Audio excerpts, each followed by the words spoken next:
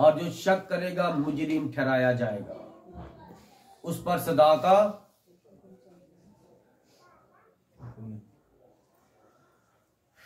मैंने उसे पुकारा पर उसने मुझे कुछ जवाब ना दिया। आप जितनी मर्जी दुआ करें, जब खुदावंद आपसे नाराज हो जाएगा तो आपको कोई जवाब नहीं मिलेगा।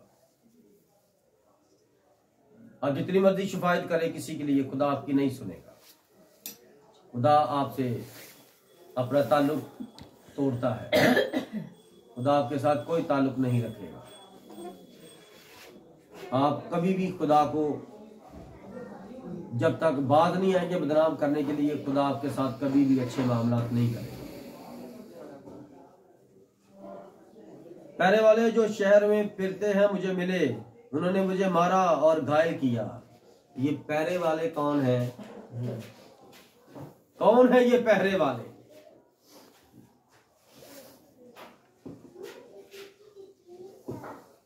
आपके कार्ड चेक करते हैं। आपके पास पास्टर कार्ड है, आपके पास डिग्रियां हैं, आपने कहां से सेमिनरी की? आपसे पहले सवाल, और जी पास्टर जी बहुत अच्छा आपने मैसेज दिया, खुदा को बरकत दी। पास्टर साहब आपने कहां से सेमिनरी की? ये पहले वाले। आपने कहां से सेमिनरी की? कौन सी सेमिनरी? झूठ बोलने की, खुदा के खिलाफ काम करने की? कौन सी सेमिनरी? अरे हम किसी सेमिनरी को नहीं मानते। God bless you sir. खुदा नबियों के वसीला से सिखाता है। यस आमीन। Hallelujah hallelujah. खुदा सेमिनरी की तालीम निकाल कर अपनी तालीम डालता है। यस आमीन। खुदा के पाक कलाम में लिखा है वो सब खुदा से तालीम याफ्ता होंगे। आमीन। वो सब खुदा से तालीम याफ्ता होंगे। आमीन। ज़बूर में भी ये बात लिखी है और यूहन्ना की इंजील के 6 बाब और गालबन 42वीं या समथिंग 46वीं आयत में लिखी है इस तरह। लेकिन ये यूहन्ना की इंजील में और ज़बूर के अंदर ये बात लिखी है। Hallelujah hallelujah. मैंने उसे पुकारा पर उसने मुझे कोई जवाब ना दिया। पहरे वाले जो शहर में फिरते हैं मुझे मिले, उन्होंने मुझे बहुत मारा और घायल किया। जब भी मार खाता है ना, कोई सेमिनरी वाला मार नहीं खाएगा, कोई यीशु वाला मार खाएगा।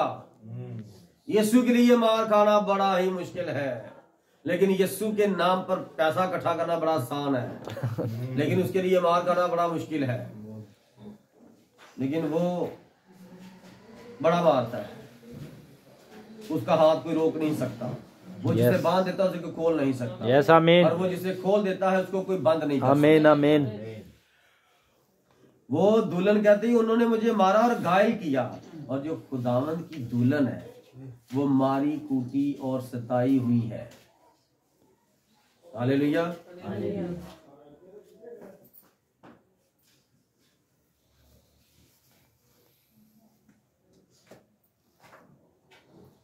शहरे पनाह के मुहावजों ने मेरी चादर मुझसे छीन ली। शहरे पनाह, वो ढूंढती ढूंढती अपने महबूब को शहरे पनाह में आ गई कि शायद यहाँ पर मेरी कोई इज्जत, कोई रिस्पेक्ट की जाए, थोड़ी बहुत मुझे हया किया जाए। लेकिन कलाम फरमाता है तुम्हें मेरे नाम की निस्बत के सबब से इबादत खानों से खारिज कर दिया जाएगा। तुम्हें निकाल दिया जाएगा इबादत खानों से, तुम्हें मारा जाएगा। और तुम्हें मारकर ये लोग कहेंगे, ये अलहदा तंजीमें, अलहदा ग्रुप कहेंगे अरे ये ठीक खिदमत नहीं करते थे, इसलिए मैंने इस पादरी को मार दिया, मैंने इस पादरी को इस इलाके से निकाल दिया, ये ठीक खिदमत नहीं करते थे। अरे वही तो ठीक खिदमत करता था। आपने जो दुकानदारी चलाई थी उसी ने तो बंद कर दिया। हालेलुया। ये लाइटें इनकी तेज हो गई। और किया आपने? इन चारों की लाइट्स तेज हो गई कि ये मुझे लग रहा है तेरा शुक्र है।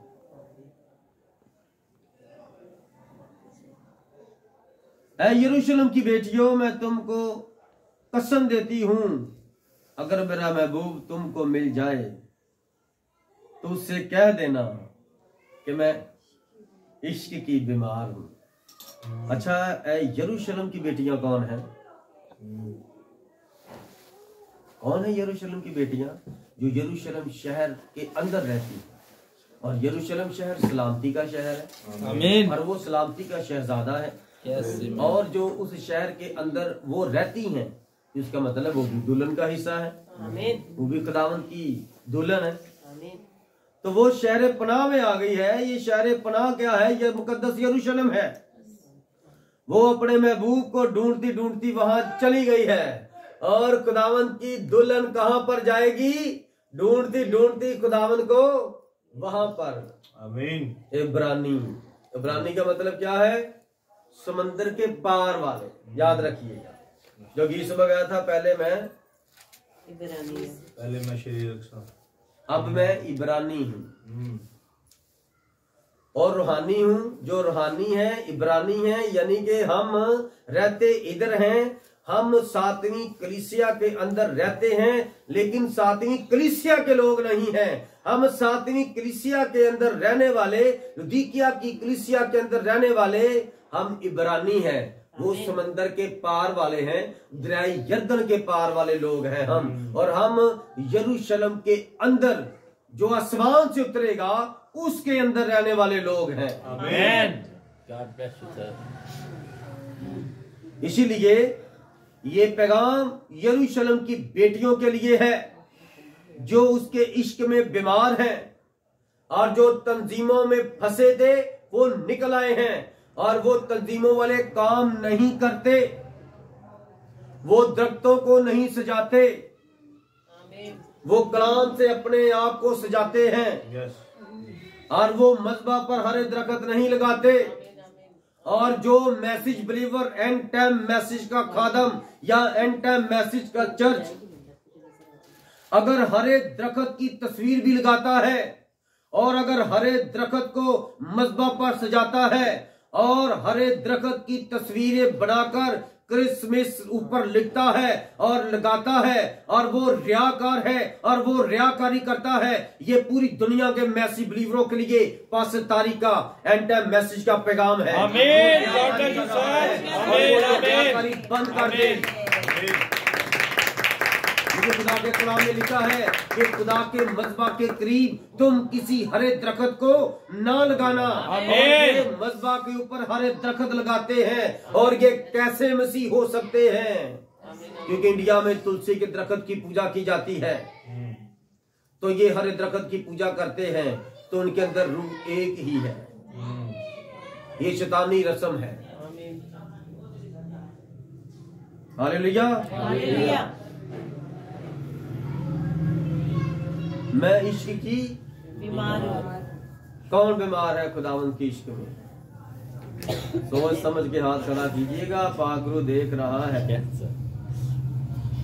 अगर आपने हाथ खड़ा किया तो ये ना हो कि वाकई बीमार हो जाए, खुदा के इश्क में नहीं, बल्कि दूसरे खुदा को छोड़े ना आपको, क्योंकि उसकी लाठी में आवाज नहीं होती। जिसको पढ़ती है उसी को समझ आती है खुदा ने मेरे साथ ये काम किया है।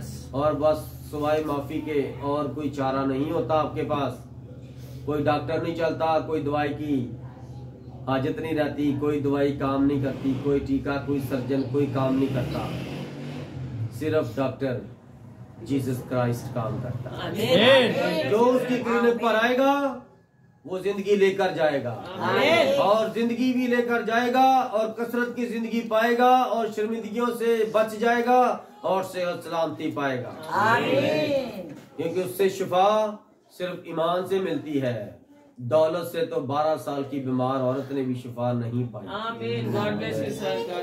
अगर आपने खुदा से शिफा पानी है तो पैसे इधर उधर ना लुटाएं, खुदा के काम में लगाएं, खुदा के घर में लगाएं, और खुदा के जो लोग बेबस परेशान हैं, जो रोड पर बीमार हैं, लाचार हैं, भूखे प्यासे हैं, उन पर लगाएं। आप खुदा को मकरूज कर लेंगे और फिर खुदा आपको बड़ी बरकत देगा। आमीन। हालेलुया। खुदा उनके इस पाक कलाम का पढ़ा और सुना जाना हम सबों के लिए बाइस से बरकत हो। जरा एक बार मुझे बताना है आज का अनुमान क्या है? अगर किसी को कोई गजल याद आ रही है तो वो सुना सकता है। आमीन। बंद हो गया।